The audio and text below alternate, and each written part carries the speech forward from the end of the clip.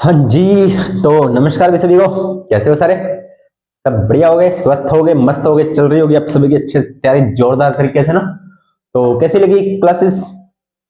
अच्छी लगी होगी जिन बच्चों ने देखी है, और जिन्होंने नहीं देखी है तो उनको तो क्या ही कहना, उनको तो और भी अच्छी लगी होगी। चलिए, अपना टॉपिक था वही आवर्त बीजों की आकारी की। जड़ के बारे में पढ़ लिया, तने के बारे में पढ़ लिया, पत्ती के बारे में पढ़ लिया, पुष्प के बारे में पढ़ रहे थे। तो पुष्प के बारे में अपने पुष्प के भाग पढ़ लिए थे और कल पुष्प पे छोटी मोटी बातें पढ़ ली थी। आज बस छोटी सी बातें और पढ़नी है। वो क्या है? परागण। क्या है? परागण। परागण। परागण ये क्या होता है? देखो प्यारे बच्चों, परागकणों का परागकोश से निकलकर उसी जातीय पौधे के ज्यांग के वृत्तिकाग्र पर गिरना। चलिए, क्या कह रहा है इसकी बात को समझते हैं। भाई साहब क्या कहना चाहते हैं? भाई साहब कहना चाहते हैं कि परागकण तो अपने चीज बनाए। इसको जानते हो? हाँ जी सर, इसको थोड़ा थोड़ा धुंधला धुंधला याद है। धुंधला धुंधला नहीं रखना, भी पूरा याद रखना है। धुंधला धुंधला नहीं याद रखना, पूरा याद रखना है। सर ऐसा तो आपने कुछ बताया तो था। ये होता है हमारा पराग कोश। क्या होता है प्यारे बच्चों? पराग कोश। और ये क्या होता है? तंतु। क्या होता है? तंतु। दो बातें आपको क्लियर हो गई। इस पराग कोश में क्या होता है? दो पालियां होती हैं। कितनी? दो पालियां होती हैं, कल बात कर चुके हैं। और दो में प्रत्येक पाली में क्या होते हैं? दो कक्षक होते हैं या दो कोष्ठ होते हैं। तो टोटल कितने कोष्ठ हुए सर? टोटल 4 कोष्ठ हो गए। कितने कोष्ठ हो गए? 4। इन चारों में क्या होता है? लघु बीजाणुधानी का निर्माण होता है। किसका? लघु बीजाणुधानी होती है इसमें। लघु बीजाणुधानी। ये लघु बीजाणुधानी आगे विकसित होकर किसका निर्माण करती है? परागपुटी का। परागपुटी का। और जैसे ये परागपुटी परिपक्व होती है तो इससे संफुटित होते हैं परागकण। इससे क्या संफुटित होते हैं? इससे संफुटित होते हैं परागकण। लो जी, परागकण तो हमने बना दिए। परागकण तो हमने बना दिए। इतनी बात तो सर समझ में आ गई, परागकणों का परागकोश से निकलकर। इतनी बात तो सर आपने क्लियर कर दी। आगे कह रहा है कि उसी जातीय पौधे, यानी कि मान लीजिए उसी जातीय का मतलब क्या है कि मान लीजिए आपके पास कोई सरसों का पौधा है। सिर्फ एग्जांपल के तौर पर बता रहा हूं, सरसों का पौधा है तो सरसों के पौधे का ही परागकण हो और सरसों के पौधे के ही वर्तिकाग्र पर गिरे। ठीक है, ये क्या होता है? ये पूरा सिस्टम होता है पुमंग। क्या होता है? पुमंग, यानी कि पुरुष का नर जननांग। नर जननांग। नर जननांग होता है पौधे का। तो नर जननांग से क्या निकला? नर जननांग से सर परागकण निकले।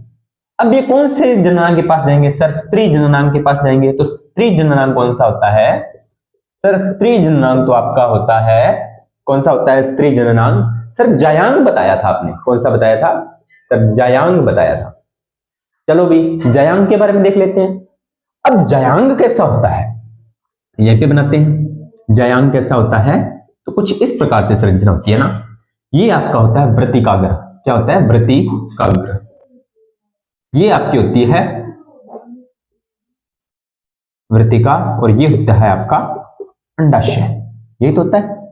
अब कह रहा है मान लीजिए सरसों का परागकण है तो ये सरसों के पौधे का जो जायांग बड़ा भाग होगा, सरसों का पुष्प देख लेना, उसमें पुमंग और जायांग आपको दोनों मिल जाएंगे। ठीक है, तो उसी के वर्तिकाग्र पर अब ये परागकण गिर जाएंगे। ये वाले जो परागकण है अब इसी पर गिर जाएंगे। इसी पर गिर जाएंगे और ये बाद में ये हो जाएंगे निषेचित। कैसे निषेचित होंगे वे बाद में अपने को बात कर लेंगे। तो पहली लाइन अपनी क्लियर हो गई है कि परागकणों का परागकोश से निकलकर उसी जातीय पौधे के जायांग हो गया, जायांग के वृत्तिकाग्र पर गिरता है, या वृत्तिकाग्र पर परागकण मुक्त होते हैं, या वृत्तिकाग्र पर परागकण छोड़े जाते हैं। ये सारी बातें एक ही बात है।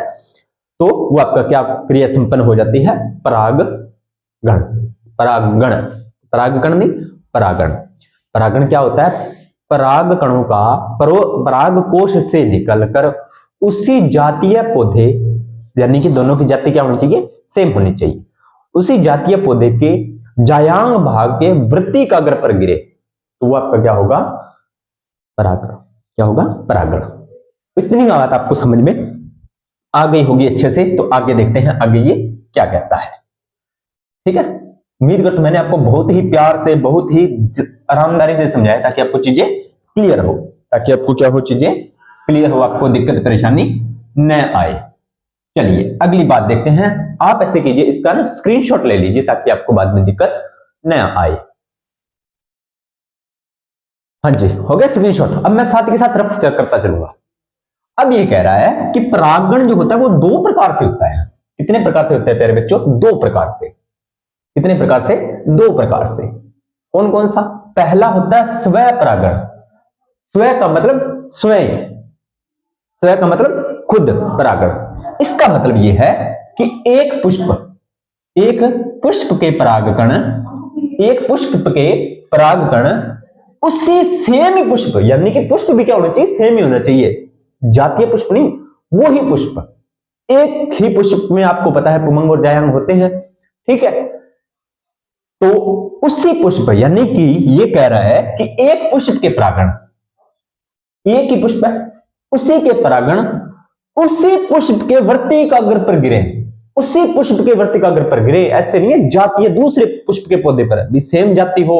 अब आप कहोगे कि सर ये गुलाब का फूल है, ये गुलाब का फूल है, इधर वाले परागण इधर पहुंच जाएंगे या इधर वाले परागण इधर वाले वर्तिकाग्र पर गिर जाएंगे। ऐसा नहीं, कैसा हो, एक ही फूल हो, उसी के परागण उसी के वर्तिकाग्र पर गिरे पुष्प का, यानी कि एक ही पुष्प के अंदर जयांग और पुमंग दोनों होते हैं, तो उसी पुष्प के पुमंग के जो आपके परागण होते हैं वो उसी के जयांग के वर्तिकाग्र पर गिरेंगे।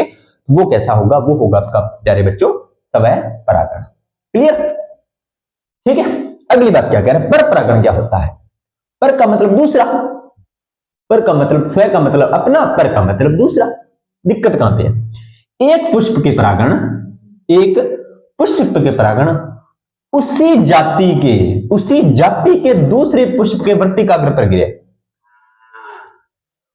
उसी जाति का पुष्प होना चाहिए। अब ऐसे नहीं है कि गुलाब के परागण आप सरसों पे गिरा दो या सरसों के परागण आप गुलाब पे गिरा दो, वो परागण नहीं होगा, वो परागण नहीं होगा। ध्यान रखना, वो परागण नहीं होगा, वो परागण नहीं होगा। तो क्या कह रहा है कि मान लीजिए मैं एक छोटा सा ना फ्लावर बनाता हूं, ये एक फ्लावर है, रफली बनाया भाई, आपको सर डायग्राम ही नहीं बनाने आते आपको तो। अब मान लीजिए ये इस पौधे का पुमंग है और ये इस पौधे का जायांग वाला भाग है। तो ये दोनों पुष्प कैसे हैं, मान लीजिए दोनों पुष्प कैसे हैं, सरसों के हैं, सरसों गुलाब जो मर्जी समझ लो, सिर्फ समझाने के लिए बता रहा हूं। तो इसके जो परागकण हैं यहां से यहां पहुंचे, यहां से यहां पहुंचेंगे, तो दोनों पुष्प अलग अलग है लेकिन है दोनों एक ही जाति के, किसके, सरसों के। वो कौन सा परागण होगा, वो पर परागण होगा। अब पहुंचने, सॉरी भाई, अब ये परागण यहां तक पहुंचेंगे, बिल्कुल पहुंचेंगे। अब पहुंचने के लिए माध्यम तो चाहिए, अगर सेम ही होता फिर तो माध्यम की जरूरत ही नहीं होती, फिर तो सीधी सी बात है यहां पर ये पुंकेसर होता अपने परागण डायरेक्ट गिरा देता। लेकिन अब इसमें ऐसा नहीं हो रहा, इसमें तो यहां इस पौधे इस पुष्प से इस पुष्प पर जा रहे हैं, तो माध्यम तो जरूरी है। तो माध्यम क्या क्या हो सकते हैं, पर परागण क्या होता है, एक पुष्प के परागण उसी जाति के दूसरे पुष्प के वर्तिकाग्र पर गिरे, तो वो कौन सा परागण होगा, पर परागण होगा। कौन सा परागण होगा प्यारे बच्चों, पर परागण होगा। तो माध्यम चाहिए, माध्यम कौन कौन सा होता है, वायु द्वारा पहुंच सकते हैं। वायु द्वारा कैसे पहुंचेंगे सर, पहुंचा देते हैं वायु द्वारा, है ना। ये मान लीजिए कोई पुष्प बना दिया मैंने और इधर ये मान लीजिए कोई पुष्प बना दिया, ठीक है। तो इसके परागण है, जैसे मान लीजिए इसके वर्तिकाग्र है ये, तो इसके परागण यहां पर पहुंच रहे हैं। मान लीजिए इधर वाली हवा चली, इधर वाली हवा चली, तो परागण आपको पता है बिल्कुल ही छोटे छोटे सूक्ष्म कण होते हैं, है ना। तो वो यहां पर उड़कर, अब ऐसे तो है नहीं कि दो चार ही संख्या में, हजारों लाखों की संख्या में उत्पन्न होते हैं, तो ये इस पर पहुंच गिर जाएंगे। कोई एक आधा ही गिर गया, अपना काम बन गया ना। हवा द्वारा भी जा सकते हैं। दूसरा कीट द्वारा, कीट द्वारा कैसे जाते हैं, अभी सीजन चल रहा है, आप देख लेना सरसों के पुष्पों में यही खेल हो रहा है ना। एक पुष्प पर एक कीट बैठता है, वहां के, अब जैसे मान लीजिए इस पर कोई कीट बैठा, तो इसके पैरों पर परागकण चिपक गए, अब यही कीट जाकर उसी दूसरे पुष्प पर बैठ गया, वहां पर गिरा देगा, पर परागण कीट द्वारा हो गया, मक्खियों द्वारा हो गया, ठीक है। और जल द्वारा भी होता है प्यारे बच्चों, जल द्वारा भी हो जाता है कई बार, ठीक है। जंतु द्वारा भी होता है, जंतु द्वारा भी परागण हो जाता है। कोई भी माध्यम हो, बस परागकण यहां से यहां जाने चाहिए, ठीक है। तो ये आपके माध्यम होते हैं। अब परागण की विधियां भी होती हैं। क्या होती हैं प्यारे बच्चों? परागण की विधियां भी होती हैं। तो पर परागण जो होता है वो कितनी विधियों से हो सकता है? पहला वायु परागण, पहला कौन सा है? वायु परागण, नाम से ही पता लगे वायु द्वारा परागण हो। दूसरा है कीट परागण, कीट द्वारा परागण हो। तीसरा है जल परागण, जल द्वारा परागण हो। चौथा है जंतु परागण, जंतु द्वारा परागण हो। पांचवा है पक्षी परागण, पक्षी द्वारा परागण हो। मतलब क्या है कि वायु द्वारा परागण दूसरे पुष्प की वर्तिकाग्र पर पहुंचे, कीट द्वारा परागण वर्तिकाग्र पर पहुंचे, जल द्वारा परागण वर्तिकाग्र पर पहुंचे, जंतु द्वारा परागण वर्तिकाग्र पर पहुंचे, पक्षी द्वारा परागण वर्तिकाग्र पर पहुंचे, पक्षी परागण, जंतु परागण। ये सारी बातें आपको पता है, ये सारी बातें आपको पता है। तो फिर नई चीज आपको क्या बताएं? ये तो आपको पता है, ये तो आपको पता है, तो नई चीज आपके लिए क्या बनाएं? बनानी पड़ेगी। आप तो हमारे प्यारे बच्चे हो, है ना। चलिए बना देते हैं, फिर आपके लिए नई चीज भी बना देते हैं। चलिए देखिए क्या है नई चीज। मेलेकोफिलस, मेलेकोफिलस। तो आपका मेलेकोफिलस क्या होता है? मेलेकोफिलस क्या होता है आपका, वो देखिए। घोंघे द्वारा परागण, किसके द्वारा? घोंघा, घोंघा एक जंतु होता है प्यारे बच्चों, ठीक है। घोंघा एक जंतु होता है, तो उसके द्वारा भी जो आपका परागण होता है, अगर घोंघे द्वारा परागण हो ना, तो उससे वो परागण होगा आपका मेलेकोफिलस। पूछ लेगा, ये क्वेश्चन आपका बन सकता है कि मेलेकोफिलस क्या है। तो आप कह दोगे कि जब घोंघे द्वारा पर परागण की अभिक्रिया संपन्न करवाई जाती है, या घोंघे द्वारा परागण की क्रिया संपन्न करवाई जाती है, तो वो आपका मेलेकोफिलस होता है। क्या होता है प्यारे बच्चों? मेलेकोफिलस होता है। चलिए अगली बात क्या है? चिरोप्टोफिलस, ये आपको आसानी से याद हो। चलो एक बात यहां से और बता देते हैं। चिरेप्टोफिलस क्या है आपका? चिरेप्टोफिलस ये क्या होता है? चिरोप्टोफिलस, चिरोप्टोफिलस। अगर चमगादड़ द्वारा, किसके द्वारा? चमगादड़ द्वारा, किसके द्वारा? चमगादड़ द्वारा अगर पर परागण करवाया जाए, चमगादड़ द्वारा, चमगादड़ द्वारा अगर पर परागण करवाया जाए, चमगादड़ द्वारा अगर पर परागण करवाया जाए, चमगादड़ द्वारा अगर पर परागण करवाया जाए, तो उसे कहेंगे चिरोप्टोफिलस। क्या कहेंगे? चिरोप्टोफिलस कहेंगे। क्या कहेंगे प्यारे बच्चों? चिरोप्टोफिलस कहेंगे। ठीक है, उम्मीद करता हूं इतनी जानकारी आपको समझ में आ गई होगी। लो जी, परागण तो हो गया पौधे में, पुष्प के अंदर परागण तो हो गया, लेकिन अभी अपने को फल तक जाना है।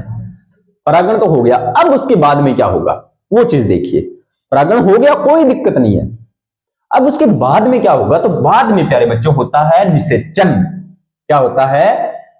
निषेचन। क्या होता है? निषेचन। सर ये निषेचन क्या होता है? तो निषेचन होता है नर व मादा युग्मकों का संलयन के बाद जो नया जाइगोट बनता है, उस विक्रिया को निषेचन कहते हैं।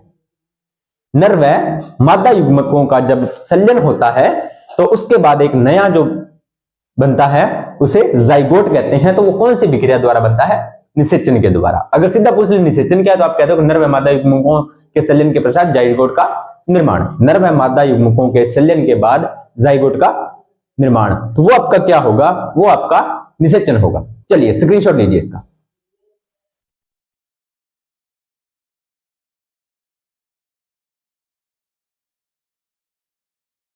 चलिए आगे क्या है? निषेचन। तो निषेचन जो होता है वो परागण के बाद शुरू होगा। परागण हुआ तो परागण यानी कि परागण कहां पे पहुंच गए? वर्तिकाग्र पर पहुंच गए हैं।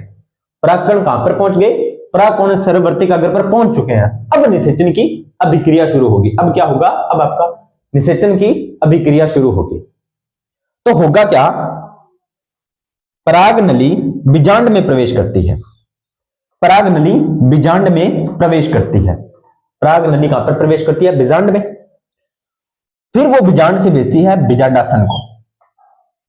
पराग नली, मान लीजिए ये पराग नली है, ये किसको भेजती है? बीजांड में प्रवेश करिया। उसके बाद में बीजांडासन को भेदा, भेदने के पास ये जाती है भ्रूणपोष तक। इसका कहने का मतलब ये है, समझाते हैं इसको। मान लीजिए ये पराग नली है, ठीक है, ये किसमें प्रवेश करेगी? ये मान लीजिए पूरा बीजांड है, बीजांड में इसने प्रवेश किया। प्रवेश करने के पश्चात बीजांडासन, यानी कि आपका पता है बीजांडासन होता है ऊपर वाला भाग, बीजांडासन को भेदा। और अंदर वाला भाग क्या होता है? भ्रूणपोष। क्या होता है? भ्रूण को पोषण देने वाला भ्रूणपोष तक पहुंच गया। ये पराग नली भ्रूणपोष तक पहुंच चुकी है। अब क्या होगा? ये पराग नली से पराग कण जाते हैं भ्रूणपोष के अंदर। लो जी, यहां पर पराग कण आपके पहुंच चुके हैं और अंड कोशिका से संयोजित हो जाती है। आगे आपको पता है भ्रूण में क्या होती है, भ्रूणपोष में क्या होती है? अंड कोशिका होती है और ये परागकण इसके साथ संयोजित होते हैं और युग्मनज या जाइगोट का निर्माण हो जाता है। युग्मनज या जाइगोट का निर्माण हो जाता है। दोबारा से समझते हैं इस बात को, दोबारा फिर से समझते हैं। मुझे पता है आपको समझ में नहीं आई। देखो क्या होता है, जब परागकण बराबर पहुंच जाते हैं तो पराग नली द्वारा, किसके द्वारा? पराग नली द्वारा किसको? बीजांड में ये पराग नली प्रवेश करेगी। बीजांडासन को भेद दिया। भेदने के बाद यहां पर क्या होता है? भ्रूणपोष होता है। क्या होता है? भ्रूणपोष। और यहां पर होती है अंड कोशिका। क्या होती है? अंड कोशिका होती है। क्या होती है प्यारे बच्चों? अंड कोशिका होती है। और यह पराग यहां पर जब इसको भेजती है तो ये भ्रूणपोष तक पहुंच गई परागकण, और यहां पर परागकण छोड़ दिए जाएंगे और इस अंड कोशिका के साथ ये संयोजित हो जाएंगे और संयोजित होकर आपको पता है एक नया युग्मनज बनता है, जाइगोट बन जाता है। और यहां पर अपनी निषेचन की क्रिया हो गई है संपन्न। यानी कि कुछ नहीं याद रखना, सीधा सा इतनी बात याद रखनी है कि पराग नली द्वारा किसको भेजा जाता है? बीजांड। जब पराग नली बीजांड के अंदर जाती है तो वो बीजांड आसन को भेदकर भ्रूणपोष तक पहुंच गई। वहां पर कौन है? अंड कोशिका है भ्रूणपोष में, और वहां पर परागकण पहुंचकर अंड कोशिका को संयोजित या संलेत हो जाते हैं और दोनों ही संलेत होते क्या बना देते हैं? युग्मनज या जाइगोट बन जाता है। बस इतनी बात आपको ध्यान में रखनी है। अब जाइगोट बन गया, जाइगोट बनने के बाद में क्या होगा? जो जाइगोट या युग्मनज होता है ना, वो होती है बीजाणुद्भिद की प्रथम इकाई। यानी कि अब इससे क्या होगा? बीजाणुद्भिद होगा। क्या होगा? बीजाणुद्भिद, बीजाणु का निर्माण, ठीक है, बीजाणुद्भिद। अब आपको इतना पता लग गया कि पूछ लेगा कि युग्मनज क्या है, तो बीजाणुद्भिद की प्रथम इकाई या बीजाणुद्भिद की प्रथम इकाई क्या है, तो आप कहोगे युग्मनज। अब जो आपको याद रखने वाली बातें सीधी सीधी मैं बहुत बार बता चुका हूं। बीजांड से क्या बनता है? बीज का निर्माण होता है। युग्मनज से क्या बनता है? भ्रूण बनेगा। युग्मनज से भ्रूणित बनता है, कोई नई बात नहीं है, ठीक है। अंडाशय से क्या बनता है? सर अंडाशय से तो फल बनता है। बस आवर्त बीजियों में निषेचन को त्रिक संलयन कहा जाता है। ये थोड़ी सी बात आप ध्यान रखना। आवर्त बीजी जो पौधे हैं उसके अंदर निषेचन की अभिक्रिया को त्रिक संलयन कहा जाता है। क्या कहा जाता है? त्रिक संलयन कहा जाता है। बस इतनी बात आपको ध्यान में रखनी है। क्यों कहा जाता है ये आपको 12th क्लास की बायोलॉजी में पढ़ाया जाता है, ठीक है। आपके लिए इतना इंपॉर्टेंट है कि त्रिक संलयन कहा जाता है। चलिए, निषेचन के बाद पुष्प में होने वाले परिवर्तन। अब क्या हुआ? परागण भी हो गया और निषेचन भी हो गया। अब जो पुष्प है उसमें क्या क्या चेंजेस आएंगे? कंसेप्ट ये है कि परागण भी हो गया, परागण होने के बाद निषेचन भी हो गया, फर्टिलाइजेशन भी हो गया है। तो अब इसमें क्या क्या चेंजेस आएंगे? किसमें? पुष्प में। तो आपके दिमाग में चलो पुष्प में क्यों चेंज आएंगे? तो पुष्प में तो चेंज आएंगे ही, पुष्प में चेंज आएंगे क्योंकि जननांग तो पुष्प में ही है, तो पुष्प में चेंज आएंगे ना। तो क्या क्या चेंज आएंगे? निषेचन के बाद पुष्प में क्या क्या हुआ? बाहर जो बाह्य दल पुंज है वो मुरझाकर गिर जाएगा, मुरझाकर गिर जाएगा। पहली बात तो ये जो बाहर वाली जो पत्तियां होती है ना, बाह्य दल पुंज, मैंने आपको करवाया था, पिछली क्लास में जाकर देख सकते हो, तो वो मुरझाकर गिर जाएगा। लेकिन इसका भी अपवाद है, मिर्च में नहीं गिरता। इसमें मिर्च में बाह्य दल पुंज निषेचन के बाद नहीं गिरता, मिर्च में, ये आपको याद रखना है, ठीक है। उसके बाद में दल पुंज भी क्या होगा? मुरझाकर गिर जाएगा। पुंकेसर मुरझाकर गिर जाएंगे। वर्तिका अगर मुरझाकर गिर जाएगी, वर्तिका भी मुरझाकर गिर जाएगी। लो जी, ये सारी चीजें गिर गई, तो अपने पास बचा क्या? सर अंडाशय बच गया, तो अंडाशय फल में बदल जाएगा। बीजांड बीज में बदल जाएगा। अंडाशय भित्ति, अंडाशय फल में बदल रहा है, अंडाशय फल में बदल रहा है तो अंडाशय भित्ति फल भित्ति में बदल जाएगी, अंडाशय फल भित्ति में बदल जाएगी। त्रिसंयोजक केंद्र भ्रूणपोष में परिवर्तित हो जाएगा और बीजांडासन पेरिस्पर्म में परिवर्तित हो जाएगा। बस इतनी बातें, कुछ नहीं है इसमें। जो आपकी काम की बातें थी इसमें, परागण क्या होता है, स्वपरागण परपरागण, ठीक है, स्वपरागण परपरागण। उसके बाद निषेचन में क्या होता है, तो जो परागनली है वो किसको भेजती है, बीजांड में जाति प्रवेश करती है तो बीजांडासन को भेजते हुए भ्रूणपोष तक पहुंचती है। वहां पर क्या है आपका अंड कोशिका है, वो उसके साथ जुड़ता है, निषेचन हो जाता है, ठीक है। ये बात आपको याद रखनी है। उसके बाद में क्या याद रखना है, बीजाणु विधि की प्रथम इकाई आपकी युग्मनज है, बीजांड से बीज बनता है, युग्मनज से भ्रूण बनता है, अंडाशय से फल बनता है, आवर्त बीजों में त्रिक संलयन होता है। बस ये सारी चीजें आपको पता ही है मुरझाकर। बस आप मिर्च वाला ध्यान रख लेना, ये थोड़ा सा इंपॉर्टेंट क्वेश्चन बन सकता है कि मिर्च में जब पौधा के अंदर निषेचन हो जाता है तो मिर्च के पौधे के अंदर बाह्य दलपुंज उसमें नहीं गिरता। ये बात आपको थोड़ी सी ध्यान में रखना है, बाकी कोई लंबी चौड़ी बात नहीं है। तो इसके बाद जो अपना लास्ट टॉपिक रह गया, इस टॉपिक का लास्ट छोटा सा टॉपिक है, उसका नाम है फल का निर्माण। ये फल बनता कैसे है, फल कैसे बनता है, बस और कुछ नहीं आता। अपना टॉपिक कंप्लीट होने वाला है और उसके बाद में जो भी आपका डिमांड होगी उसके आधार पर देख लेंगे और इस क्लास को करते हैं यही समाप्त और मिलते हैं नेक्स्ट वीडियो के अंदर। तो तब तक अपनी तैयारी को जारी रखें, वीडियो को ज्यादा से लाइक करें, शेयर करें, कमेंट करें। मिलते हैं नेक्स्ट क्लास के अंदर, तब तक आप सभी का धन्यवाद।